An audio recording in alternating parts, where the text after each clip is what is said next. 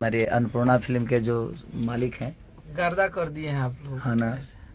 जब हमारे बेदर्दी जी हैं, हमारे लाल बाबू पंडित जी हैं, हमारी सोनू पांडे जी हैं, और ये स्ट्राइक के महारथी हमारे झा जी हैं, बद्री झा जी, हमारा भाई ये इधर विवेक, और ये इधर देखिए, नमस्कार प्रणाम।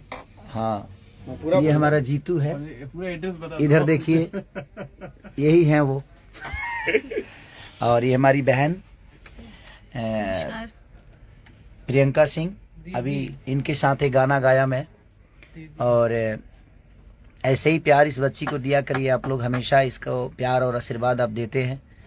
और बहुत कमाल का गाना है और आने वाला है। हाँ अभी हम लोग रिकॉर्ड किए हैं सारेगामा के लिए, और कल परसों में इसको शूट करेंगे, क्या बाबा जी।